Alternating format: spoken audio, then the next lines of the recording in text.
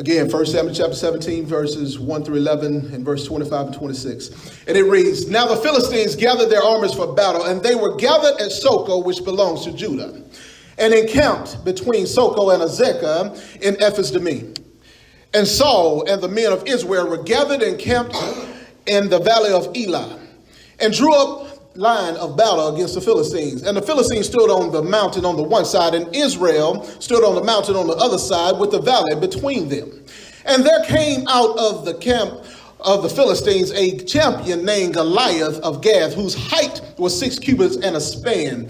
That means he was almost 10 feet tall. He had a helmet of bronze on his head, and he was armed with a coat of mail, and the weight of the mail was 5,000 shekels of bronze.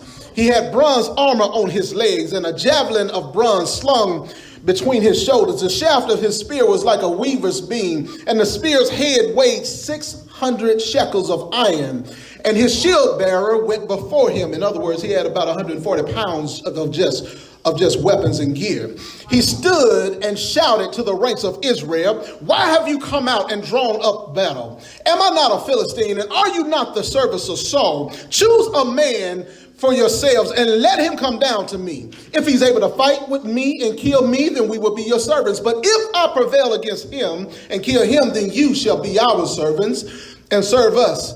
And the Philistines said, I defy the ranks of Israel today. Give me a man that we may fight together.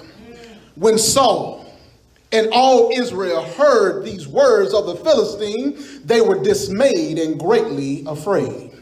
Verse 25 and 26. And the men of Israel said, Have you seen this man who comes up?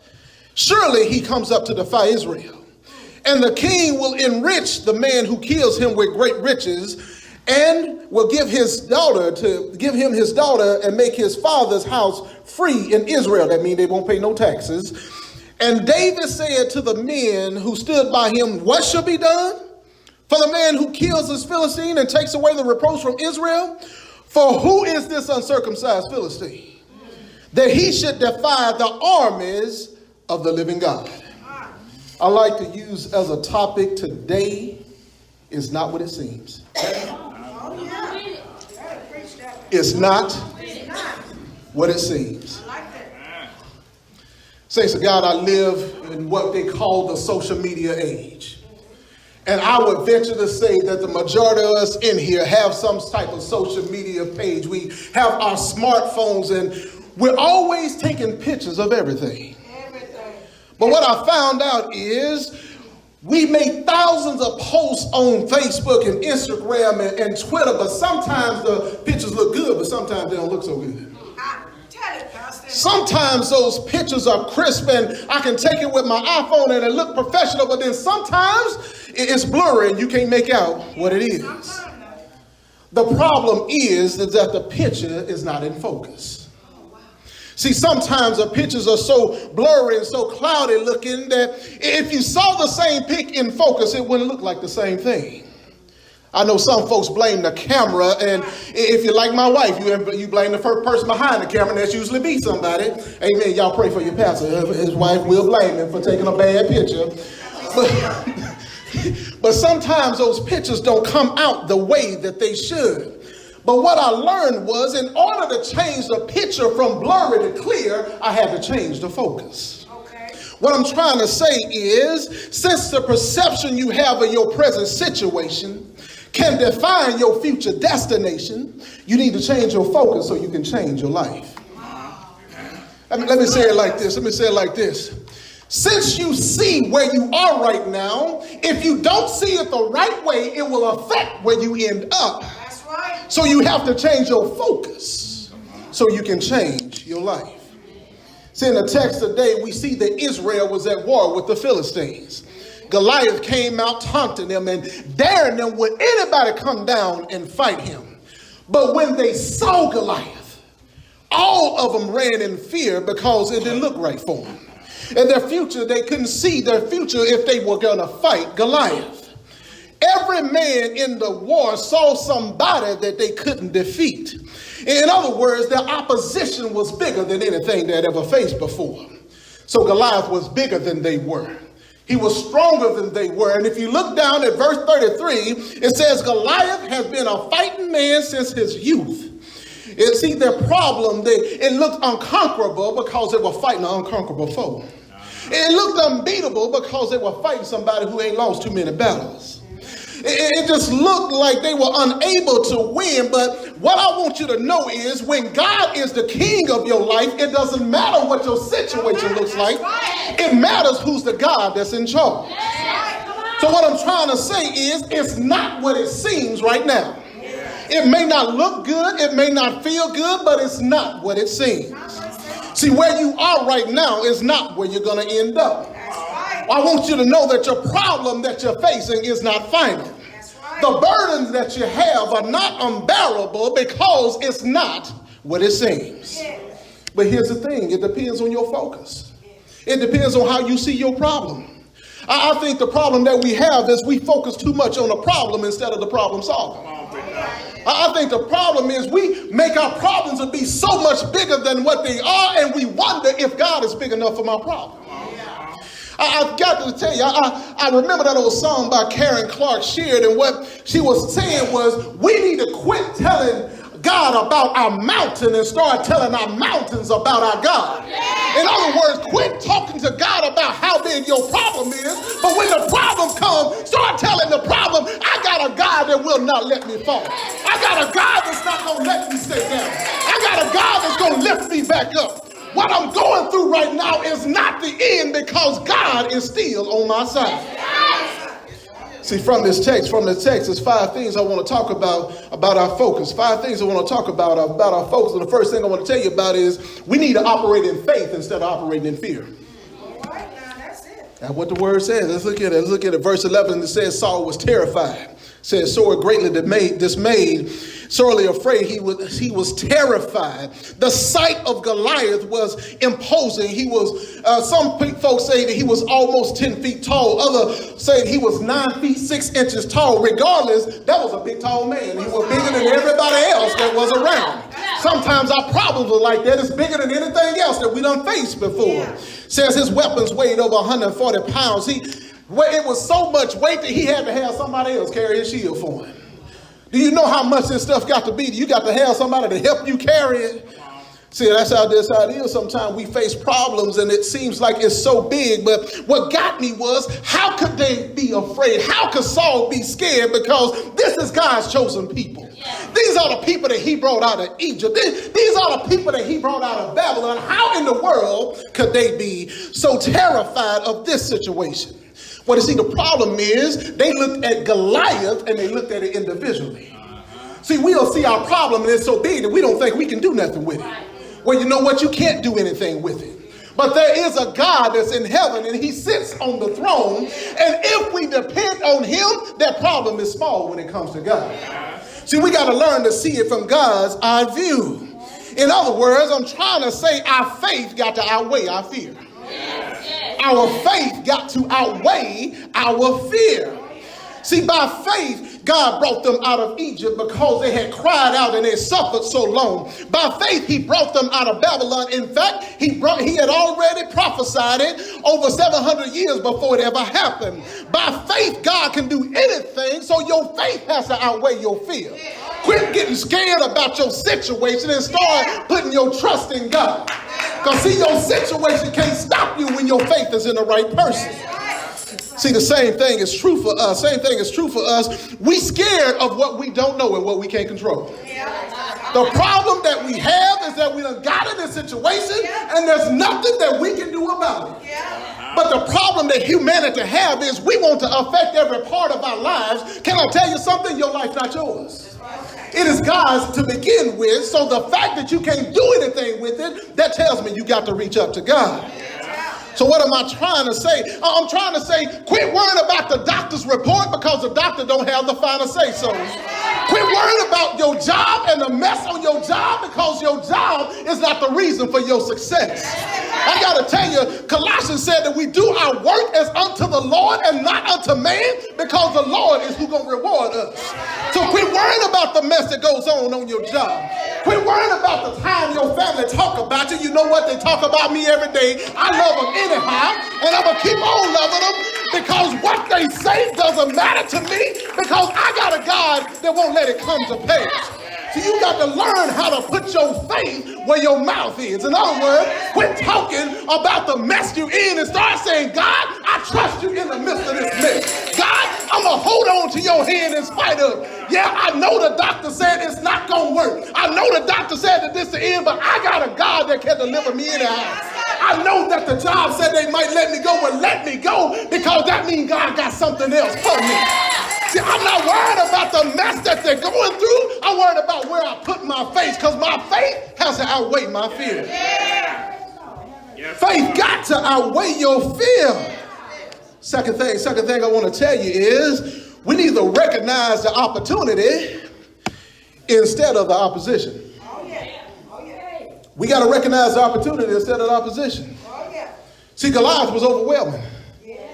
The sheer size of him was intimidating. They looked at him and he was just so big, and they hadn't seen anything else like that. And Goliath was so opposing to the Israelites that every time they saw him, they break out and run it. Likewise, we experience many Goliaths in our lives. That they're too big for us to handle. They're so big that they're intimidating. We see it in our families. We see it with our children. It's too big for us to face.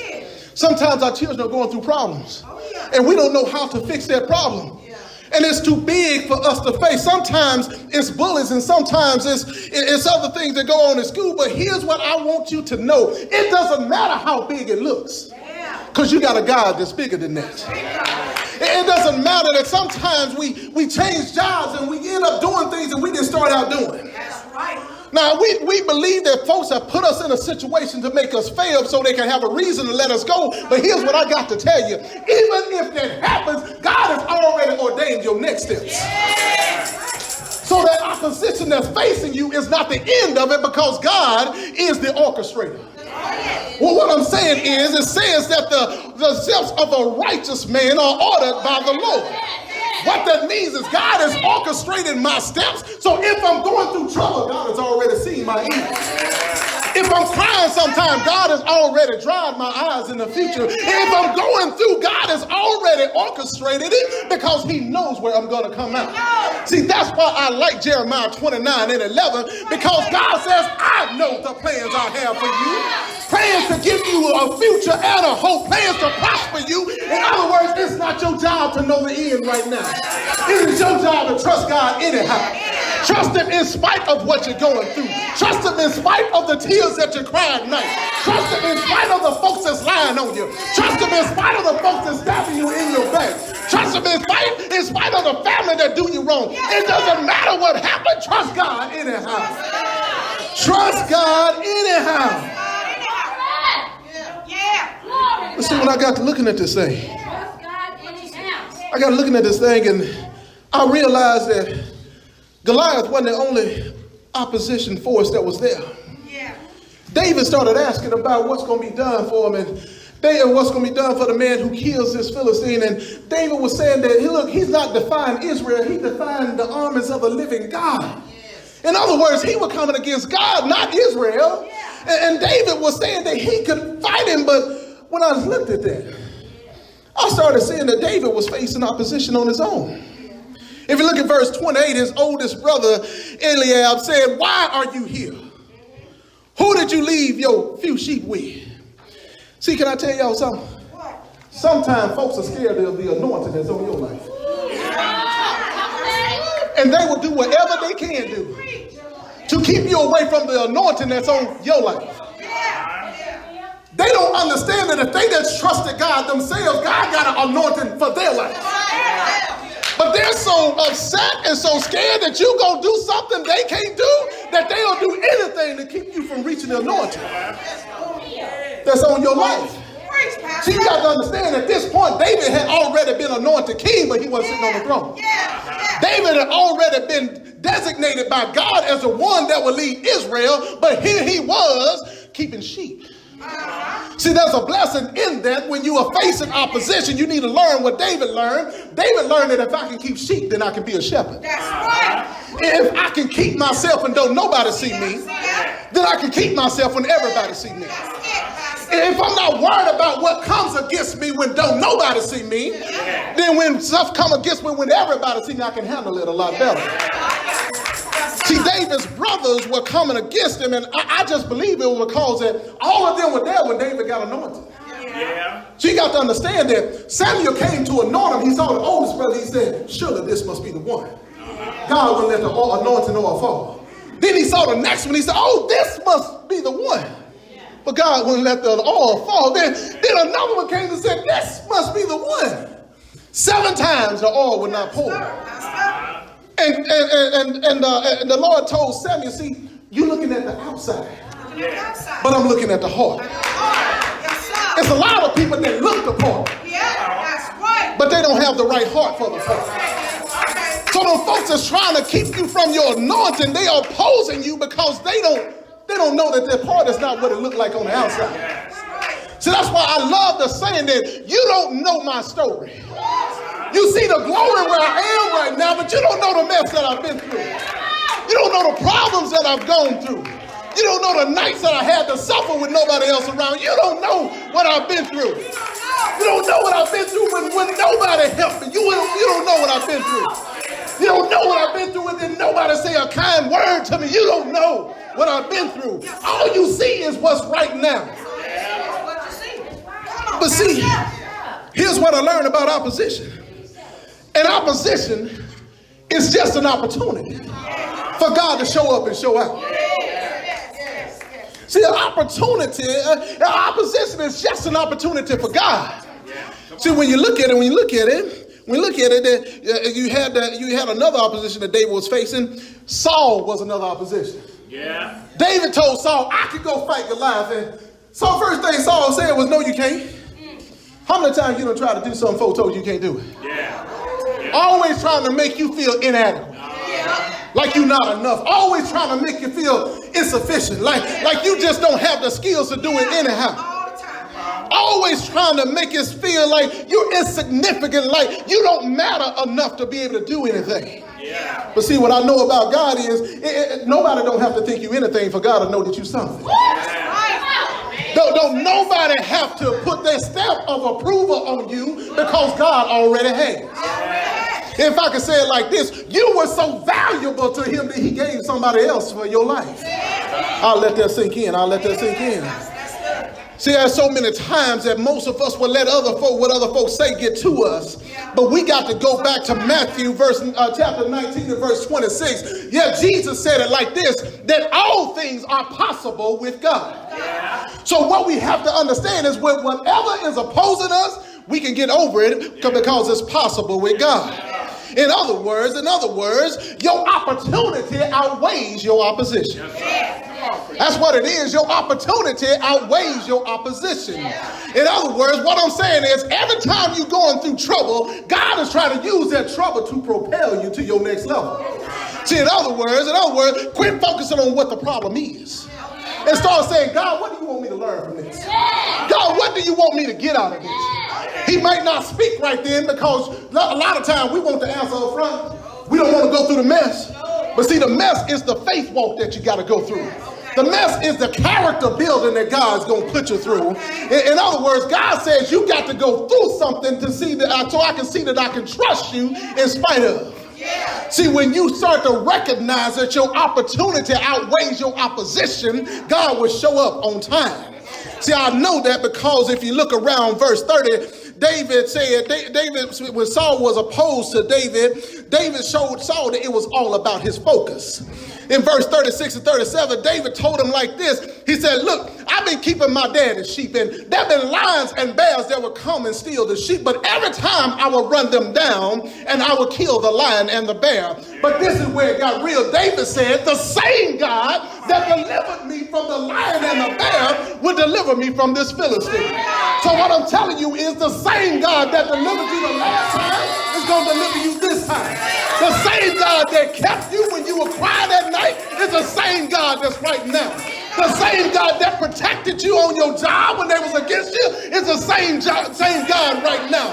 It's the same God that would deliver us from our Goliath right now. It's the same God. So let your opportunities outweigh your opposition. Next thing. We got to respond to our charge instead of our challenges. Yes, sir. We got to respond to our charge instead of our challenges. Now, I know some folks wonder what kind of charge I'm talking about. I'm not talking about no credit card. That ain't the charge I'm talking about. See, the charge that I'm talking about, Webster's dictionary describes as something to impose a duty upon, a responsibility or an obligation. See, everybody in Israel only saw the challenge of Goliath. But David saw the charge of a king to protect his people. See, we got to start seeing the charge and not the challenge. Here's what I can tell you. God only gives his toughest soldiers the toughest battles. So if you wonder why you're suffering, it's because God sees something in you that you don't see in yourself. So God is saying, quit worrying about what the challenge is, because the charge I have over your life outweighs that challenge. The charge that I have over your life will take you past the challenges that you face. Because I've only put you in that situation because I know I can trust you. I put you in that situation because I know when you come out, you're going to give me praise for it. See, God will take you to the battle, take you through the battle, and bring you out of the battle. But see, sometimes we want to focus on that battle, but I came to let you know, quit focusing on the message you can't change, but focus on the one that can change everything. Stop focusing on these problems that you can't change, but start focusing on the God that can change everything. So yes, I came to let you know that your charge outweighs your challenge. Here's what it says in 1 John chapter 5 and verse 4. Every born again child of God has a duty and responsibility to overpower our challenges, to overcome our situation. That's what it says. It says that we have overcome the world. In other words, we ought to know that we're going to get out of it. Yeah, I'm in it, but I know that I'm coming out of it. Yeah, I'm suffering, but I know I'm coming out of it. Yeah, I'm sick, but I know I'm going to get past my sickness. See, that's why I like how the Bible said that when I put my trust in God, that no sickness can come into my dwelling. Now, what it means is, even though I'm sick, it's not the end of my sickness. Even though I'm suffering, it's not the end for me. Because God has my end. Your charge outweighs your challenge. Next thing I want to tell you is, you have to understand that God is undefeated instead of running away uncommitted. Yeah, that's what it said now. That's what it said. God is undefeated, so we don't have to run away uncommitted.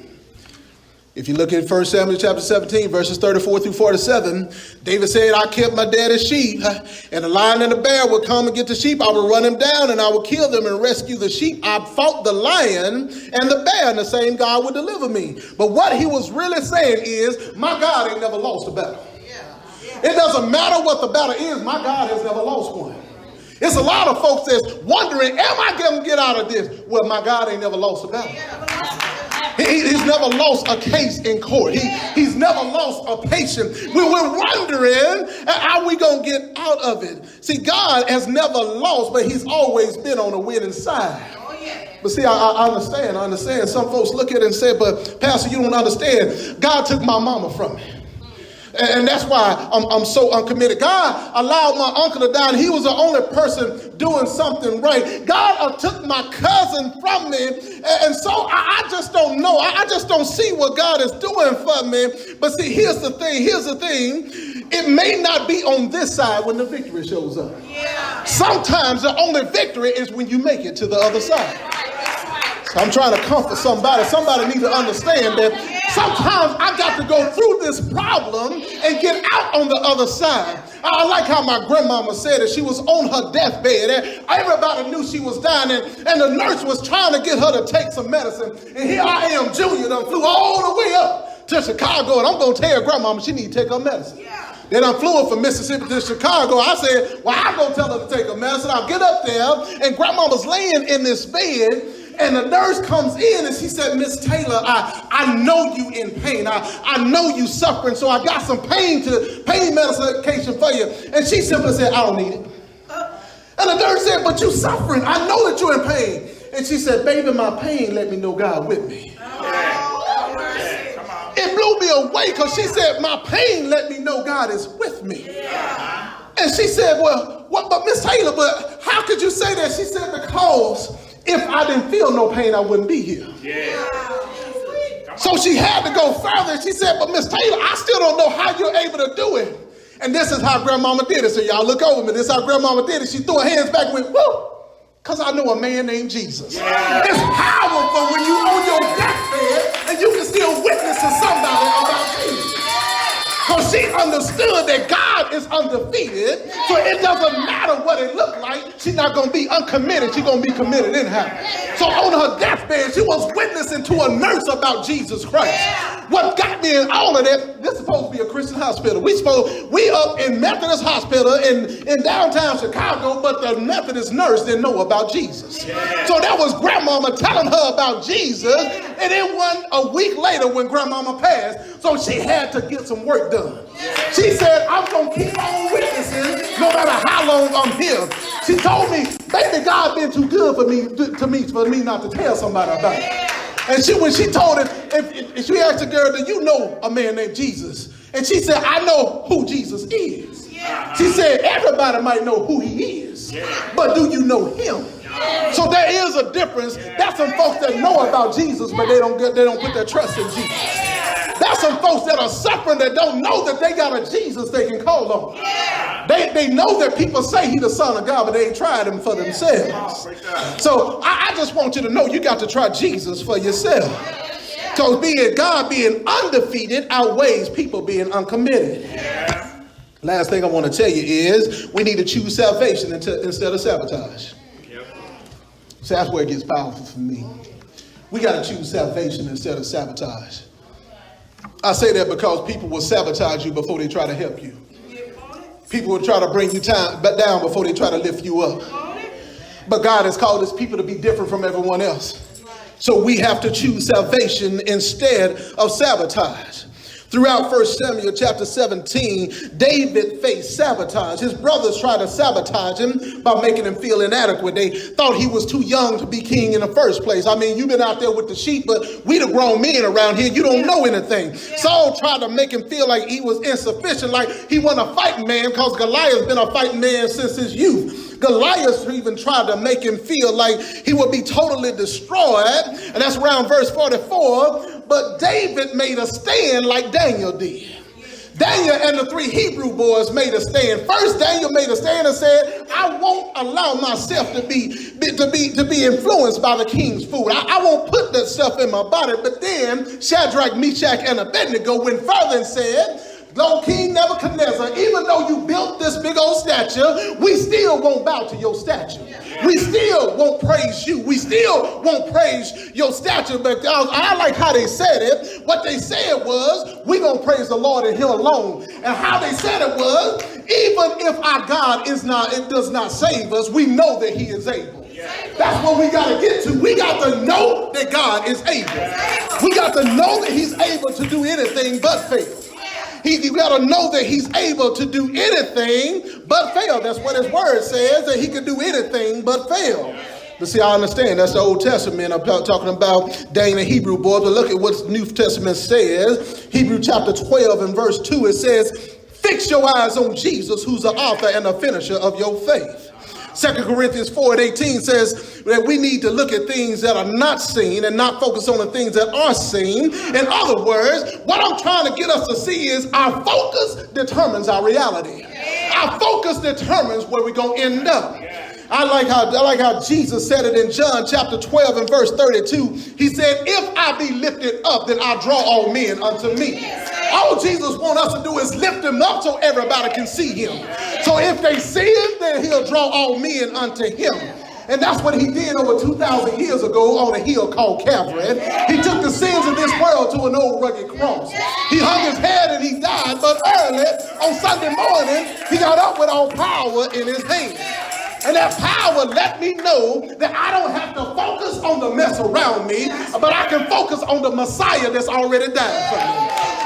That power let me know that Jesus has already conquered death and the grave, so I don't even have to worry about dying because he already got me. And like Paul said, I can live, but like my citizenship is in heaven and not on earth. What I wanted you to know is, if Jesus is my focus, then I can do all things through Christ, which strengthens me.